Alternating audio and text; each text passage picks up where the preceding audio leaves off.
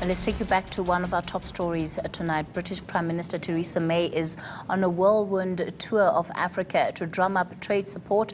The UK is due to exit the European single market, and May is keen to cement business relationships in the growing African market. Jane Dutton sat down with the British Prime Minister in Cape Town.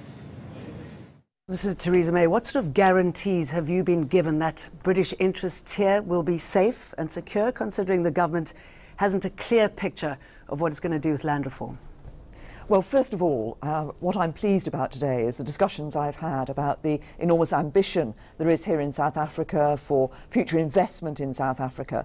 And with the United Kingdom being the biggest investor in South Africa, this means that actually we have a significant role to play in the future. But there's mutual benefit for both the UK and South Africa in that investment for the future, in jobs in both countries. Have you been made promises, guarantees that they will be safe, they will be secure, any investment? What I've welcomed today are the comments that President Ramaphosa has made about the approach that's being taken to land reform. The UK has long recognised the need for land reform to take place, but to do so in a legal, a transparent way, a part of a democratic process. But I welcome the comments that President Ramaphosa has made about taking into consideration the economic consequences of land reform and of ensuring that this isn't a smash and grab. And you feel the same confidence considering the instability within the ANC, the divisions there, and the election looming next year? What I see here in South Africa is a country that is already has a good, solid economy, which is being invested in by British investors, but actually huge opportunities for the future. I was very pleased this morning that my first visit here in South Africa was to a school, and I saw young people with huge ambition, huge enthusiasm for the future of their country. And as President Ramaphosa himself has said, we may talk about investment and capital and sums of money, but actually it's about investment in people as well, and the people-to-people links between the UK and South Africa. In the same vein, what sort of guarantee can you give South Africa that very little will change, that they won't have to renegotiate deals made now, considering Brexit is looming?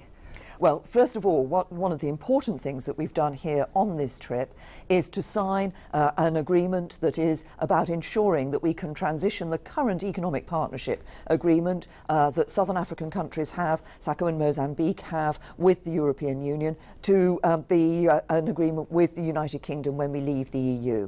Once we've done that, which will mean a smooth transition, so nobody need worry about there being a cliff edge in their trading relationship.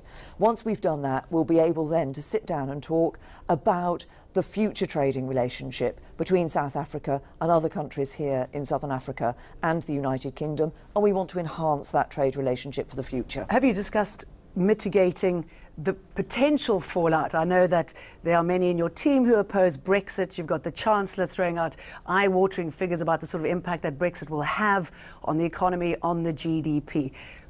How do you plan to go around that here in South Africa if it were to have that sort of negative impact? Well, first of all, what we're working for as a UK government is a good deal, a good future relationship with the European Union. That's what we're sitting down and negotiating with the European Union, and I believe a deal that is in the interests of the United Kingdom will also be in the interests of a strong European Union for the future as well. Even if that's a no deal? But leaving, we have to accept that obviously we're in negotiations. We don't know what the outcome of those is going to be. We're working for a good deal, but it makes absolute common sense for a government to be making the arrangements to say what are the preparations necessary should it be no deal. What we're doing is ensuring we put the preparations in place so that we can make a success of our future outside the European Union, whatever that relationship with the EU is. And part of that success of our future outside the European Union will be the trade deals that we will be able to negotiate with countries like South Africa and other countries around the world. With Zimbabwe, do you endorse the leadership of Mnangagwa and the legal process around it?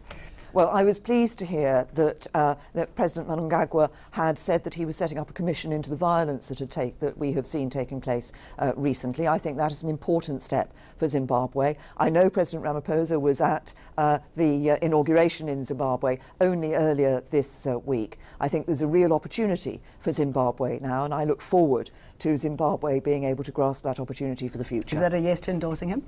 The president is an elected president. He's making an important step in saying that he set up a commission of inquiry into what has happened in relation to the violence.